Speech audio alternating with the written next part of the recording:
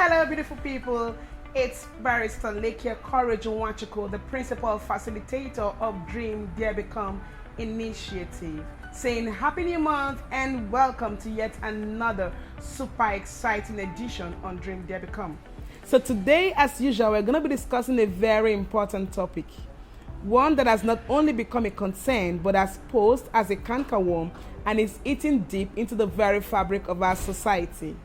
It is sad, heartbreaking, and disheartening.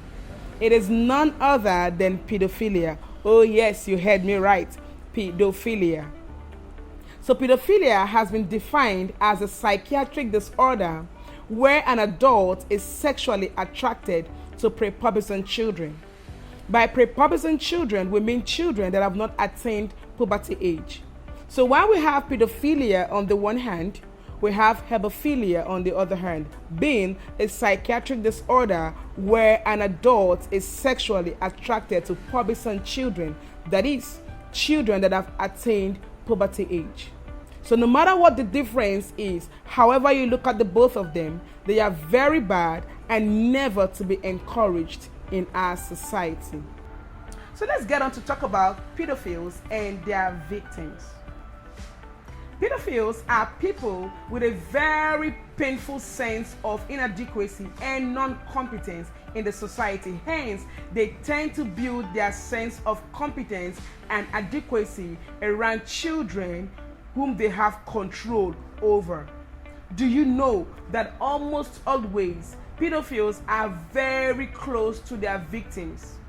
They are people their victims know, love, trust, and hold in high esteem, like parents, siblings, very close relatives, domestic staff, teachers, neighbors, or even clergymen. These people know and take advantage of children whose parents are far from them. So as a parent or a guardian, being far from your child in this context isn't about geographical location, because you could be with your child and you're still very far from your child.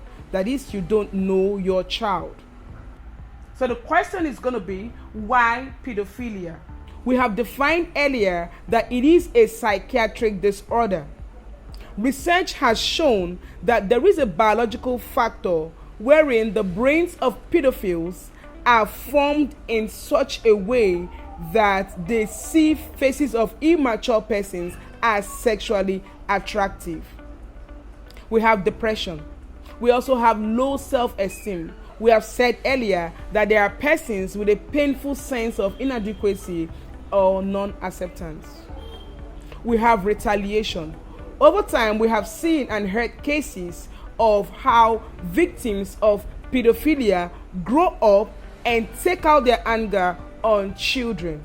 However, as parents, our children can be protected from these pedophiles in several ways. Number one, by carrying out a routine check on our children.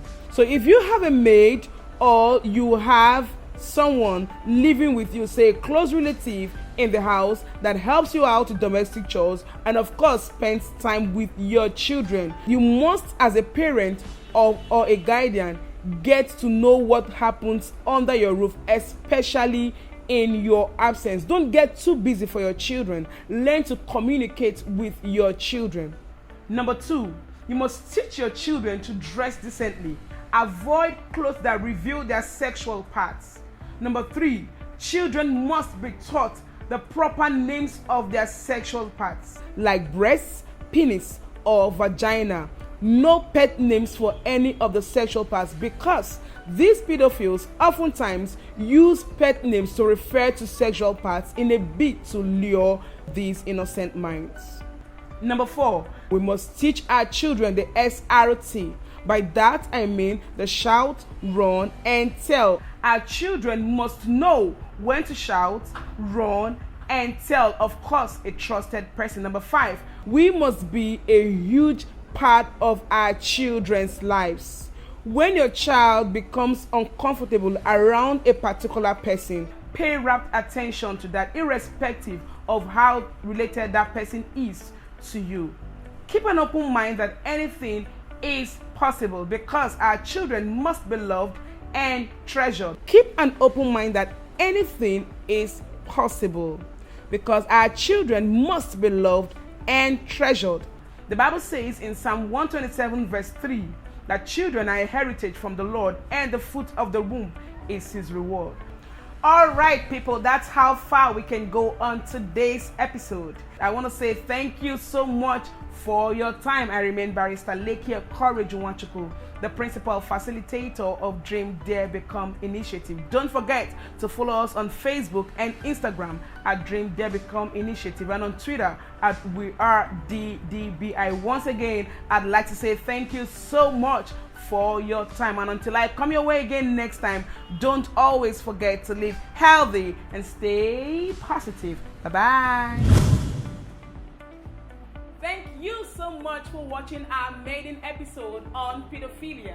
On our next episodes, we'll be discussing pedophilia from the medical and legal standpoints respectively.